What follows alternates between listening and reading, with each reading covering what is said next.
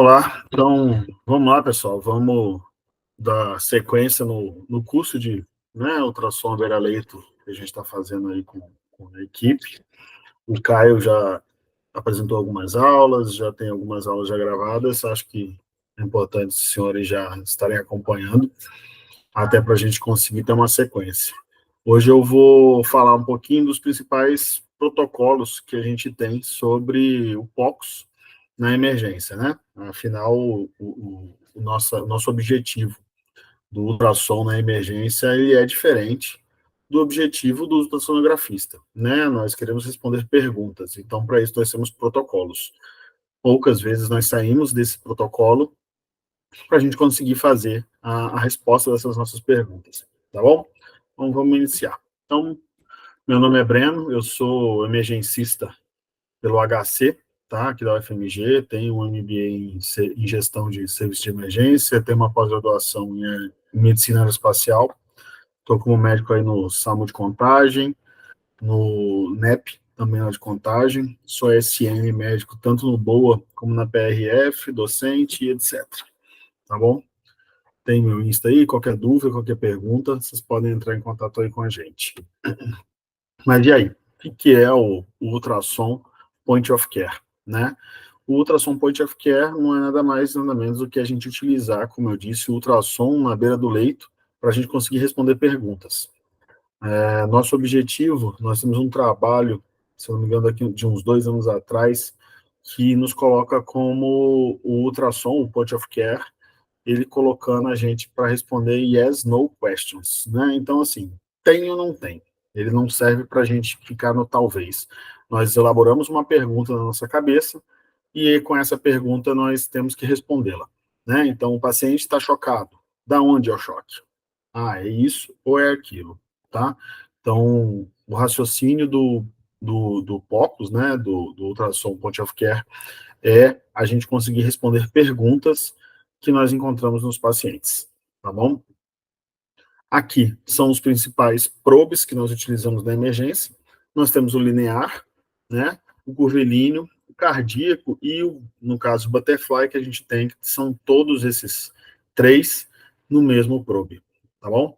Então, nós utilizamos esses principais probes na emergência. Qual que é a diferença entre eles? O probe linear a gente considera como vascular. Ele é um probe de alta frequência e baixa penetração. Ele tem uma qualidade muito boa na imagem. Então, para isso, a gente usa para vasos, para músculo. A gente quer grande qualidade. Tá? Eu preciso enxergar. Então, eu vou usar para fazer acesso, nervo óptico, avaliação da pleura. Tá bom? O convexo. Convexo a gente chama de probe abdominal, que na maioria das vezes a gente vai usar ele no abdômen, obviamente. Ele é uma baixa frequência, mas ele vai longe, ele penetra bastante, só que a gente tem pouca qualidade. Na prática, lá vocês vão ver a diferença entre utilizar o probe linear e o convexo, a qualidade, a gente perde muita qualidade no uso dele, da imagem, tá bom? O footprint, o que é o footprint? Eu esqueci de falar também no linear. A gente vai ver o footprint dele ele é um convexo, né? Que vai ser o desenho, que vai ser como vai se formar a imagem. Nós vamos ter algumas imagens, aí a gente vai conseguir entender. Na emergência, basicamente, você utiliza o convexo para tudo nos protocolos, na maioria das vezes, tá bom? O convexo você consegue resolver 99% dos protocolos na emergência. Ah, eu tenho linear, óbvio, se eu tiver, eu posso usar, vai ser melhor. Se eu tiver um cardíaco, né, um tutorial, também vai me ajudar, vai ser uma boa. Porém, se eu tiver só o convexo, eu consigo resolver a maioria dos meus protocolos na emergência. O setorial, que é o cardíaco. A grande diferença entre ele e o convexo é o tamanho da cabeça do probe. Por quê? A cabeça do cardíaco tem que ser menor, porque ele tem que ficar entre os espaços, entre as costelas, tá bom? Eu preciso que a gente consiga enxergar entre as costelas, e o que o convexo não tem, afinal a cabeça dele é bem grande. O cardíaco, a cabeça é menor, a gente consegue entrar entre as costelas e avaliar o coração. Ele é basicamente como o probe convexo, tá bom? Mas e aí? O POCUS veio para substituir o exame físico, correto? A gente não precisa mais auscultar, a gente não precisa mais palpar, a gente não precisa mais observar nosso paciente, tá certo? Não, pessoal, a gente ainda precisa. O POCUS ele faz parte do exame físico, porém ele não substitui o exame físico. Como eu disse, o POCUS ele vem para a gente responder perguntas. Então eu preciso do meu exame físico para ajudar a responder essas perguntas, né? Afinal, você pode ter que precisar escutar alguém na praia e precisar usar o esteto, né? Então, o clássico é que o sigilo não se vê no ultrassom. A gente vai ter que auscultar, tá bom? Então, eu preciso sim ainda utilizar todos os outros recursos do exame físico, né? O ultrassom é o quinto pilar do exame físico. Nós ainda precisamos dos outros quatro, o quinto pilar do exame físico. Então, o ultrassom não substitui o exame físico, nem o raciocínio clínico. Ele vem para complementar. Eu preciso sim ter uma hipótese, um exame, para eu conseguir utilizar de maneira mais dinâmica e pontual, né, o ultrassom, beleza? Quais são as principais aplicações do POCUS na emergência? Como eu disse, nós utilizamos protocolos, então nós temos as principais aplicações desse POCUS na emergência, que são a avaliação da dispneia, no trauma, no choque, na PCR e a utilização para punção de acesso tanto venoso como arterial. Beleza? Então, qual é o protocolo da avaliação na dispneia? É o protocolo Blue. Nós vamos passar um pouco aqui pelo protocolo Blue, mas nós teremos aulas mais aprofundadas e na prática sobre o protocolo Blue. O IFAST. Ah, Brenda, eu conheço o FAST. Não, hoje a gente já tem atualizado, que é o IFAST, que é o estendido, tá bom? Nós vamos discutir isso direitinho no protocolo. Nós temos o protocolo de choque, que é o RUSH. Então, para eu avaliar o choque, eu tenho o protocolo RUSH. E aí, eu estou citando um protocolo de causas de PCR, que é o CASA. A gente tem outros tantos protocolos que basicamente falam a mesma língua. O CASA tem evidência um pouco melhor. Então, eu estou citando o protocolo CASA, tá bom? E aí, a gente faz a punção de acesso venoso guiado, seja central, seja periférico, arterial, se for uma pia, tá bom? Ah, Breno, eu prefiro funcionar às cegas. Ok, os incas faziam assim, né? A gente tem um risco absurdo e a gente pensando legalmente que se eu tenho ultrassom disponível e não utilizo e entra em intercorrência, é má prática médica pelo CRM, tá bom? Pelo CFM. Então, cuidado. Não é frescura utilizar o ultrassom para punções de central, ok? E sim, legalmente, é uma má prática se você não utilizar e estiver disponível, beleza? E aí, vamos falar então do protocolo da avaliação da dispneia, o protocolo Blue. Liechtenstein, lá atrás, né, começou a avaliar os pacientes que chegavam dispneicos para ele no CTI. E aí ele criou esse protocolo. Para quê? Para conseguir avaliar quais são as principais causas de dispneia e ver como ele consegue identificar isso com o ultrassom. Ele dividiu o tórax em 6 espaços, né, sendo 3 bilateralmente, né? Então ele conseguiu avaliar. Então eu não vou inicialmente avaliar o tórax inteiro, eu vou avaliar ápice, base, posterior, tá bom? É isso que eu tenho que avaliar no meu ultrassom, no protocolo Blue, certo? Sendo bilateralmente. E aí, nessa avaliação, eu vou seguir esse fluxo, que foi o fluxo desenvolvido por Liechtenstein, que ele consegue dizer para a gente que ele tem 90% de acurácia no diagnóstico, tá bom? Então, já 90%. Raio-X não nos dá essa acurácia, tá? Essa sensibilidade, essa especificidade, desculpa, tá bom? Então, o ultrassom, ele é mais específico do que o raio-x. Então, a gente vai seguir esse fluxo. A gente vai discutir esse protocolo baseado nesse fluxo. Então, primeiro de tudo, lung slide. O que é lung slide? Na hora que a gente coloca o probe no tórax do paciente, a gente consegue enxergar a pleura deslizando entre as duas folhas da pleura deslizando entre si. Isso é lung sliding, isso é normal, eu preciso enxergar isso. Então, primeiro de tudo, eu vou avaliar o lung slide. Se ele está presente, ele pode ou não estar presente, ou ele está abolido. e aí, a partir disso, nós vamos seguir o nosso protocolo. Então, vamos lá. Lung sliding. O que é isso? Então, eu vou posicionar o meu probe. Pode ser o linear, nesse caso aqui está sendo utilizado o linear, tá? Um footprint reto. Isso aqui é um linear. Então, eu posso utilizar, olha a qualidade da imagem como é boa no linear. Então, eu coloco o probe linear paralelo ao paciente, tá bom? Não é transversal, e sim longitudinal a esse paciente, e eu vou colocar entre as duas costelas, que são uma costela, outra costela, uma costela, outra costela. Isso se chama sinal do morcego. Essa é a imagem que eu tenho que ter para avaliação pulmonar. Então, eu preciso ter o sinal do morcego no paciente. Então, consegui costela a costela. Olha só, vocês veem esse movimento, indo e voltando. Isso é o deslizamento das pleuras. Isso é o normal, tá? Então, eu tenho aqui as pleuras deslizando. Nesse caso, olha só como está parado. Eu não tenho deslizamento sobre pleuras. Então, aqui eu tenho um lung slide ausente. Vocês vão ouvir falar muito. Eu tenho lung slide ausente, é pneumotórax. Calma. Não. Lung slide ausente não é igual a pneumotórax. Lung slide ausente quer dizer que eu não tenho ventilação naquele local. O ar não está entrando e nem saindo naquele local. E isso pode ser por pneumotórax?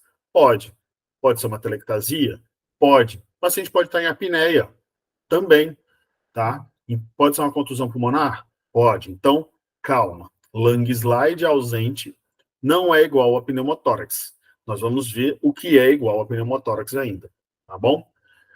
Obviamente, é um paciente vítima de trauma, dispneico, tórax, só vê um lado do tórax expandindo, o outro não expande.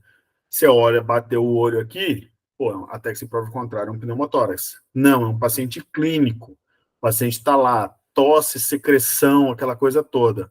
A chance de ser o likelihood é muito baixo para ser, tá bom? Então, vamos com calma. Vamos avaliar nosso paciente. Como eu falei, o ultrassom ele é mediante, ele depende do paciente, depende do resto do exame físico, tá bom? Então, aqui, lung slide presente, eu tenho as pleuras deslizando. Aqui a pleura não desliza. Lung point. O que é o tal do lung point, Breno? Aqui sim, eu tenho 100% de certeza que é um pneumotórax. Isso aqui é patognomônico. O que é o lung point? É a divisão entre o local que eu tenho pneumotórax, que eu tenho um pulmão, entre aspas, doente, né? Eu tenho a separação das pleuras por causa desse ar que entrou entre elas. Eu tenho esse pulmão doente e eu tenho um pulmão sadio. Então, o pulmão sadio, ele entra e sai do local com o pulmão doente. Olha lá, sinal do morcego, e eu tenho um pulmão entrando e saindo de um local que eu tenho parado, lung slide ausente e lung slide presente. Esse lung point é patognomônico de pneumotórax. Então, se eu peguei um paciente e encontrei esse lung point, isso é patognomônico de pneumotórax, ok? Breno, tá muito difícil de eu enxergar. Eu esqueci de explicar os modos. Nós temos o modo B, que é esse modo, essa imagem que nós estamos vendo, que ela é, e o modo M, que é o modo movimento, que a gente coloca no preset do ultrassom, e ele vai nos dar movimento. Olha só como que aqui eu já estou usando o probe convexo, olha o desenho dele convexo, tá? Então aqui eu tenho modo movimento. Esse modo movimento, ele vai avaliar o movimento das estruturas que eu estou examinando. Então, a pele, músculo, ele não se movimenta. E aqui, a parte pulmonar, ele vai se movimentar, tá? Olha só a diferença. Então, aqui eu tenho estático. Vocês podem ver que está tudo pouco se movimentando a parte pulmonar. Quase não se movimenta. Esse aqui é o sinal da estratosfera, tá? Que é o sinal do pulmão estático. Então, eu não tenho lung sliding. Então, aqui eu tenho um lung slide abolido. E aqui eu tenho o sinal da praia. O que é isso? Olha só, como se movimenta novamente. Pele, músculo, tudo parado. Mas o pulmão ele vai e volta. E ele forma esse movimento que se chama sinal da praia. Nossa, Breno, sinais Quem que inventou? Conversa com o Liechtenstein, tá? Ele achou parecido e aquela bom e velho confia, tá bom? Então, aqui eu tenho um sinal de movimento, tá bom? Voltando para o nosso protocolo, então, Lang sliding está presente? Pode ser que ele esteja ou não, ou ele está abolido. E aí, a partir disso, eu vou dar sequência, que eu vou avaliar se ele é um perfil B, um perfil A, ele pode ser um perfil A e B, ou um perfil C, e aí a gente vai avaliando. Linhas A. O que é linha A? Pessoal, o som, né? O ultrassom ele é um som. O som não se propaga no ar. Ele tem uma. Desculpa, a propagação dele é ruim no ar. Então, como a propagação dele é ruim no ar, Liechtenstein, quando fez o protocolo Blue avaliando pulmão, ele fez o quê? Ele começou a avaliar artefatos, tá bom? A gente não enxerga o pulmão, nós enxergamos artefatos. A gente vai ver a diferença de enxergar órgãos sólidos. Então, a gente olha artefatos. Linha A. Linha A quer dizer o quê? Os meus alvéolos estão cheios de ar. Então, é linha A. O que é linha A? Vamos lá. Eu tenho a pleura deslizando entre si, então eu tenho um line slide, e vocês estão vendo, isso aqui é o espelhamento da pleura, é uma linha A. Então, a gente fala brincando que o som bate na pleura e aí vem pleura, pleura, pleura, pleura, pleura, isso é linha A, tá bom? A gente vai ter uma imagem que vai ter mais linhas bonitas, então é uma linha A que ela é paralela à imagem da pleura, tá bom? Ela é uma imagem hiperecóica. Linha B. O que é linha B? Ele fala para mim que dentro dos meus alvéolos contém líquido. Esse líquido pode ser secreção, pus, água, ele pode ser inúmeras outras coisas. Então, ele mostra para mim que eu tenho líquido dentro dos meus alvéolos. E a linha B, o que é? São imagens transversais, como rabos de cometa, tá bom? Que apagam as linhas A. Então, isso é linha B. Olha a diferença. Linha A e linha B, tá? Elas vão apagar as minhas linhas As. E isso, elas apagam as linhas As. O Caio entrou aí, quem entrou, quem tiver perguntar, Caio, se tiver que falar alguma coisa, só falar. Então, aqui eu vou apagar as linhas B, apagam as minhas linhas As. Para a gente entender como essa linha B patológica, ela tem que ter no mínimo 3 linhas B e apagar as linhas As. Porque eu posso ter fisiologicamente, às vezes, um pouco de líquido dentro do meu alvéolo. Tá bom? E, de novo, faz parte do exame físico. Eu não adianta eu olhar lá, eu pego um paciente cheio de linha B, não examinei meu paciente. Nossa, é pneumonia, é edema agudo, a gente vai olhar o protocolo. Aí você vai lá, inicia o tratamento. O paciente foi por causa de uma dor no pé e ele é DPO-cítico, tem uma fibrose pulmonar, que vai dar linha B, mas o paciente está dentro do basal dele. Não necessariamente ele está descompensado. Tá bom? Então, cuidado. O ultrassom faz parte do exame físico. E aqui, eu olhando nas bases, eu começo a enxergar outras duas situações que nós temos, que é o padrão C, tá bom? Que é o que? A hepatização pulmonar. O pulmão parece um fígado. Aqui eu tenho o diafragma, tá bom? Fígado. E olha só como que tá parecida a textura entre o pulmão e o fígado. Aqui é um padrão C. Isso demonstra para a gente pneumonia, tá? Esse pulmão ele está tão cheio de líquido que ele fica, entre aspas, sólido, tá? Então, aqui eu tenho um padrão C. E esse negócio preto aqui, anecoico, o que é isso? Isso é líquido. Lembrem-se, líquido no ultrassom fica preto, fica anecoico, falando bonitinho, tá bom? Então, líquido no ultrassom ele fica preto. Então, eu tenho um derrame pleural extenso, mais uma hepatização pulmonar. Pô, parece muito uma pneumonia, tá? Importante. Só que nesse caso, depois a gente vai ver que eu tenho líquido também aqui, então o paciente está nasarcado. Uai, pode ser um choque séptico dos bons, mas isso aí é avaliação, ok? Então, aqui, como eu te disse, nós temos padrão C e um derrame. Aqui tem um sinal bonitinho, que é o sinal do jellyfish, que é a ponta do pulmão nadando dentro do derrame. Então, esse sinal bonitinho que é o jellyfish, que é a pontinha do pulmão nadando dentro do derrame, ok? Tudo isso nós vamos revisar e refazer na prática. É muito difícil a gente explicar ultrassom só pela uma aula teórica. Na prática, a gente vai mostrar tudo isso de novo e os senhores vão vendo a diferença, basicamente. Então, de novo, como a gente discutiu, padrão B. O que é um padrão B? Eu tenho linhas Bs. O que é um padrão A? Eu tenho linhas As. Só que lembra que a gente está avaliando dois hemitórax? Então, eu tenho um hemitórax direito e um hemitórax esquerdo. Isso quer dizer o quê? Se eu tenho linha B nos 3 quadrantes de cada tórax, eu tenho só linha B no meu pulmão inteiro. Então, isso para mim fala a favor de edema agudo pulmonar, tá bom? Ou seja, eu estou cheio de líquido dentro dos meus alvéolos em todo o meu pulmão. Então, isso fala a favor de edema agudo, ok? Fui lá, vi, eu tenho linha A em todo o meu pulmão. Todo local eu tenho linha A. E aí eu vou fazer a sequência, que aí eu tenho que ver membros inferiores, porque TEP vai fazer dispneia no meu paciente e não vai botar líquido no meu alvéolo. E aí eu tenho que ver membros inferiores para ver se eu vou achar alguma estase venosa. Não tenho nenhuma estase venosa, eu vou olhar posterior, porque às vezes eu tenho uma pneumonia, que ela está num local que eu não enxerguei, que é o plebis, que é posterior.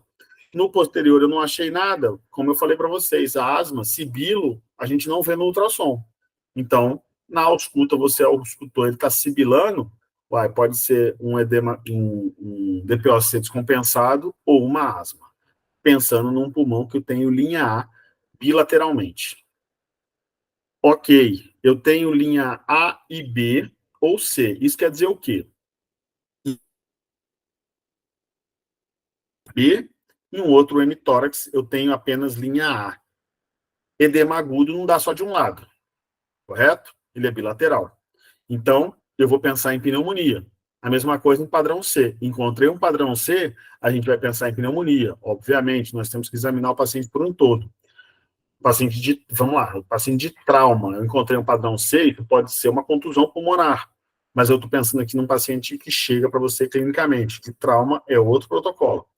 Então, um paciente chegou para você, eu encontrei um padrão C, que é a hepatização pulmonar, ou então encontrei de um lado eu encontro linha B e de outro lado eu encontro linha A, eu vou pensar em pneumonia, ok? Beleza.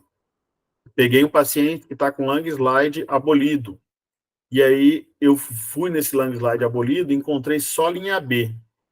Isso é pneumonia. Ele está com uma atelectasia pulmonar por causa dessa pneumonia. Então, por isso eu não tenho lung slide, ok?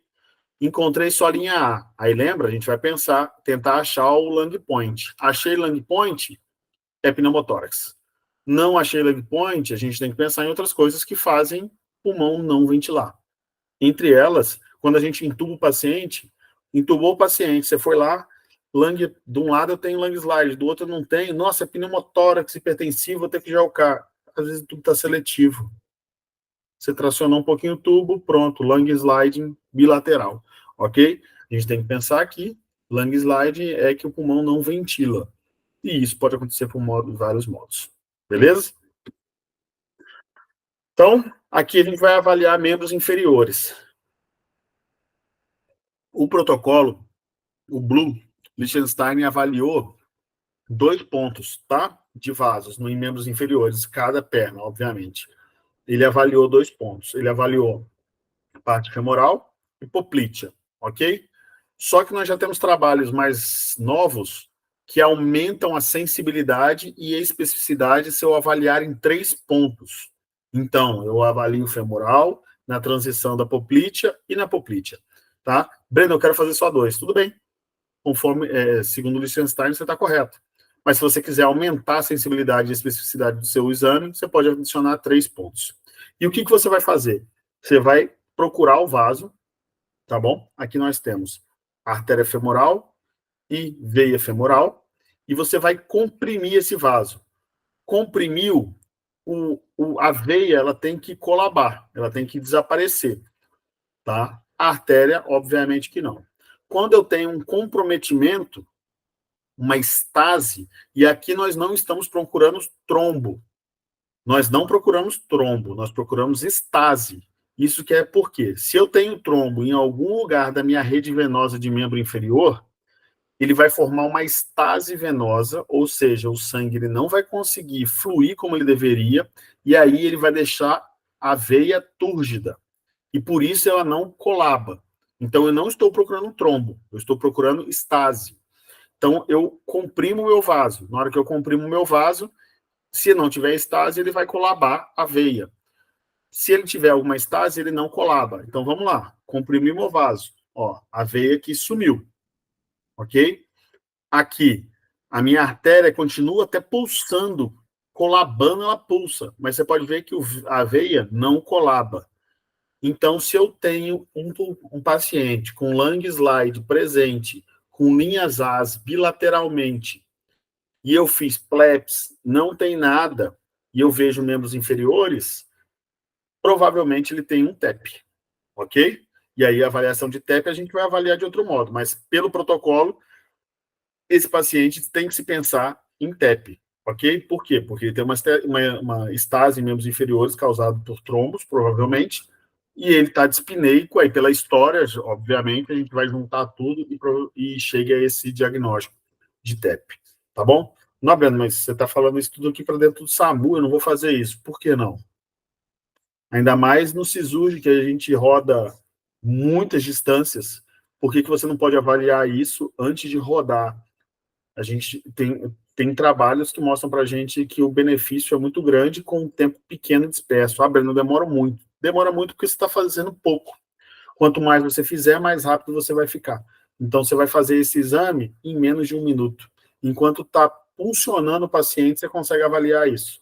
Ok? Vamos lá. Então, como eu disse para vocês, seguindo o protocolo, vi membros inferiores, eu tenho A bilateralmente. Vi membros inferiores, eu tenho um vaso trombosado, eu vou pensar em TEP. Não tenho nada, eu vou fazer PLEPS. Ok? E aí a gente vai seguir. Protocolo RUSH, que é o protocolo de choque. O que a gente vai fazer? A gente vai adicionar mais algumas coisas ao protocolo Blue, porque afinal, tudo aquilo que a gente falou no Blue ele pode causar um choque, só que aí a gente vai ter outras coisas. Então, a gente vai avaliar coração, cava, vai olhar abdômen, aorta e pulmão. Então, aqui a gente vai avaliar o coração. A gente vai avaliar 4 câmaras. Eixo longo, eixo curto, apical e subxifoide. Breno, não sei fazer. Na prática, nós vamos ensinar a fazer direitinho como que vocês vão fazer essas 4 imagens, tá? Porém, lembra que eu falei para vocês que o ultrassom na emergência para responder perguntas, às vezes com uma janela só eu consigo responder a minha pergunta, tá bom? Então, o ideal é a gente fazer as 4, mas às vezes é tão ruim da gente conseguir a janela do paciente, o paciente tem uma janela ruim, que eu conseguindo uma bem feita, eu consigo responder as minhas perguntas, tá bom? Então, dá para a gente fazer nesse sentido. Aqui, as nossas janelas. Então, aqui eu tenho um eixo longo, que eu vou ver. Lembra do raio-x? O VD, o lado direito do coração, fica mais próximo da pele. Então, é a mesma coisa. Ó. Câmaras direitas. Então, aqui eu tenho ventrículo direito. O átrio direito eu não estou conseguindo ver. Eu tenho ventrículo esquerdo, átrio esquerdo, saída da aorta. Tá bom? Então, eu consigo fazer essa avaliação. Aqui, eu vou olhar mesma coisa, ventrículo esquerdo, ventrículo direito. E aqui eu vou correr o órgão por inteiro. Correndo o órgão por inteiro, eu consigo fazer essa avaliação, certo? E aqui também eu vou olhar janela apical. E aqui eu 4 câmaras. Eu vejo VE, VD, átrio direito, átrio esquerdo. Tá? Então eu consigo fazer essa avaliação. O que eu estou vendo de diferente? Olha só, esse coração está tudo bonitinho, tá bom? O VD, ele tem que ser, pelo menos, o tamanho dele máximo, 1/3 do VE. Quando ele ultrapassa aqui, eu tenho anormalidades, tá? Eu não estou achando líquido livre entre o coração, pensando num derrame pericárdico. A contratilidade dele tá visual, que tá completa, tá? A gente vai fazer e discutir isso na prática. E aí eu pego um coração desse modo. Olha o tamanho desse coração. É redondo. Olha o tamanho do meu VD. Olha o tamanho desse VD. Ele está do mesmo tamanho, quase, do meu VE. Olha só como que ele não contrai. A contratividade dele é horrível. Eu pego um paciente chocado, eu vejo esse coração, até que se prove o contrário, esse paciente é um choque cardiogênico. Tá bom? Então, olha só, esse coração não contrai. A fração de ejeção desse paciente aqui é para baixo de 20%. Tá? Então, eu tenho que avaliar direitinho. Olha esse, meu VD, meu VE. Olha o que tem dentro do meu VD. Tem o tamanho de um trombo. Olha o tamanho do trombo que eu tenho dentro do meu VD. Então, o paciente está chocado. Eu fui lá, olhei, eu tenho um trombo dentro do VD do meu VD do paciente. Tá? Então, isso aqui são imagens minhas, são pacientes meus. Então, assim, não é incomum. A gente faz isso todos os dias. Mesma coisa. Aqui eu vejo a cava, estou examinando a cava do meu paciente. Essa cava, eu tenho sempre que fazer a medida da minha cava na saída da hepática comum. Aqui é a hepática comum. Não é aqui, não é aqui, não é aqui. É na saída da hepática comum. Aqui eu faço a medida. Ah, então se eu tenho aquela medida, né, de 1 a 2 centímetros, oscila mais de 50%, ok. Nesse primeiro momento, vamos dizer que sim, eu vou conseguir fazer uma avaliação da fluidoresponsabilidade desse meu paciente, nesse primeiro momento. Hoje a gente já tem coisas muito mais específicas e sensíveis para isso. Mas nesse primeiro momento, vamos confiar nisso. Mas a cava, ela vai avaliar a gente em dois sentidos: tanque cheio e tanque vazio. O meio do caminho fica muito difícil, ou seja, aquela cava que tem de 1 centímetro a 2, está oscilando 50%, cuidado. Às vezes esse paciente não está precisando de volume. Não, não. A cava está lá menos de 1 centímetro grudada, batendo parede com parede. Ou pode fazer prova volêmica desse paciente, que teoricamente está tranquilo, dá para fazer. Não, o paciente tem lá mais de 2 centímetros, não oscila nada. Não faça nesse primeiro momento. Tá bom? Na prática, nós vamos discutir algumas outras coisas. Olhando novamente, ó, hepática comum, olha o que eu tenho aqui dentro. Eu tenho um trombo indo e voltando dentro da cava do meu paciente. Olha isso aqui, tá? Meu paciente estava chocado. Então, o que esse paciente tem? TEP. TEP. Eu tenho um trombo entrando e saindo dentro da cava do meu paciente, até que se prova o contrário, isso aqui é um TEP. Esse trombo, algum pedaço já se soltou e foi lá para o pulmão desse meu paciente, para a pulmonar desse meu paciente. Ok?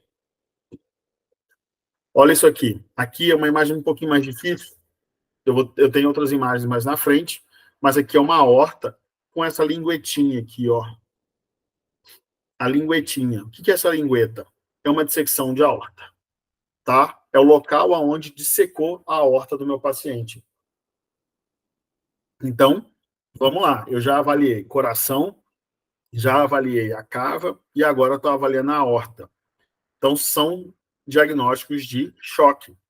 São os locais onde eu vou ter o choque. Então, eu posso ter um choque cardiogênico, eu posso ter um choque obstrutivo, eu posso ter um choque aqui, um distributivo por causa da cava não, desculpa, uma dissecção de aorta, né, um choque hemorrágico associado. Então, assim, eu tenho que avaliar todos esses órgãos. Então, o que é o RUSH? A gente basicamente estuda bomba, tanques e canos. Então, qual é a bomba? É o coração. E aqui é a sequência que nós vamos estudar o coração. O que é o tanque? Eu vou ver a cava e o abdômen, tá? Ah, Breno, você não mostrou nenhuma imagem do abdômen. Não mostrei, porque eu vou mostrar lá no protocolo de trauma todas as imagens de abdômen e vai ser a mesma coisa que nós utilizamos no protocolo RUSH. Então, eu vou olhar o abdômen. E aqui, pensando nos tipos de choque. E os canos, que aí eu vou olhar o aneurisma e a dissecção, que eu vou olhar conforme isso aqui. Então, eu tenho as respostas de cada órgão no meu ultrassom, baseado no tipo de choque, ok? Então, esse é o protocolo RUSH, que a gente vai fazer o Blue, avaliei tórax, porque choque, a gente tem que pensar em choque pneumotórax, né? E a gente pode avaliar também choque, achar linhas B e pensar aí também num choque séptico. Eu vou olhar coração, como a gente falou, né? As 4 janelas do coração. Eu vou olhar a cava, abdômen, aorta, né? E aqui a continuidade do abdômen. beleza? O abdômen a gente vai discutir um pouquinho mais na frente aqui agora. E na PCR? Na PCR, como eu falei, a gente vai utilizar o protocolo CASA. Hoje, a utilização do ultrassom na PCR, ela é extremamente importante, porque até então, eu fazendo lá os 5H e 5Ts, no hospital é até mais tranquilo, porque eu conheço o paciente, na maioria das vezes, eu estou vendo ele evoluindo numa sepse ruim, eu estou vendo ele evoluir num distúrbio hidrelético ruim, e aí eu vou acompanhando e eu sei por que ele parou. Na rua, na maioria das vezes, eu não sei por que meu paciente parou. Eu não tenho uma história. Então, o ultrassom ele vai ajudar muito a gente a enxergar algumas coisas. Por exemplo, eu peguei um paciente que está parado, olhei, ele tem linhas B bilateral, eu posso pensar em um edema agudo de pulmão. Eu tenho lá o coração tamponado, eu tenho um lung slide que não está presente, pensando no pneumotórax, então a gente vai pensar nisso. Como que eu vou fazer? Eu não paro massagem, como a gente já sabe, o BLS, né, e o ACLS, ele já mostra para a gente não para a massagem por nada nesse mundo. A única coisa que tem evidência comprovada que melhora prognóstico e faz o paciente voltar é RCP. O resto, até então, tudo pontos de questionamento. Tá? A única coisa que é certeza que melhora prognóstico e faz o paciente voltar é a RCP. Então, a RCP não pode ser parada para outras coisas, a não ser nos momentos exatos de parar. Nisso, nunca. Então, quando que eu vou avaliar meu paciente? Eu vou avaliar na checagem de pulso. Então, eu vou fazer o ultrassom na checagem de pulso do meu paciente. Então, na primeira pausa, eu vou avaliar a janela subxifoide, que com isso eu estou avaliando o coração. Eu estou vendo se meu coração está tamponado, por exemplo. Tá bom? Na segunda pausa, eu vou fazer um paraesternal eixo curto. Por quê? Eu vou ver se meu coração tem um VD aumentado, pensando em TEP, pensando em falência de VD. Ok? Numa terceira pausa, eu vejo ápices pulmonares, porque eu vou avaliar aqui possível pneumotórax. E a quarta para frente, eu vou para a artéria femoral. Por que eu vou para a artéria femoral? Pessoal, a gente já tem trabalho mostrando para a gente que até 70%, existem pessoas, né, alguns casos, que até 70% das vezes a gente palpa o pulso, o paciente já voltou e a gente não sente. Então, o uso do ultrassom na artéria femoral, a gente consegue avaliar que esse paciente voltou precocemente, tá bom? Então, por várias vezes a gente palpa o pulso, não sente, volta a RCP e não viu. E aí, com o ultrassom, eu consigo ver. E aí também entra a avaliação até de uma pseudo-AESP. O que é pseudo-AESP? Está lá no monitor, eu palpei pulso, não estou enxergando, mas aí eu vou lá, vejo que o paciente tem pulso, é um choque grave, não é uma PCR, é um choque grave. E aí o tratamento é diferente. O tratamento de PCR é uma coisa, o tratamento de choque é outro. Então, o ultrassom, a gente utilizando na avaliação dos vasos, é importante por causa disso. Beleza? Então, cadê? Aqui algumas imagens. Breno, eu não consigo fazer. Olha, que bacana. Tá aqui, fazendo isso aqui no pré, tá? A gente consegue fazer a avaliação do paciente para poder fazer o transporte. Quantas vezes a gente chega no hospital, o paciente está todo sambado lá daquele jeito, e eu preciso fazer a avaliação. Eu não sei, eu cheguei lá, o paciente, eu não sei se ele tem, o que ele tem. Então, eu posso fazer a avaliação nesse meu paciente para fazer o transporte? Posso não. Devo fazer a avaliação desse meu paciente com ultrassom, porque eu consigo enxergar coisas que não foram vistas pelo outro profissional. Tá? Então, eu consigo, sim, fazer a avaliação melhor desse meu paciente. Tá bom? Consigo fazer esse transporte com mais segurança.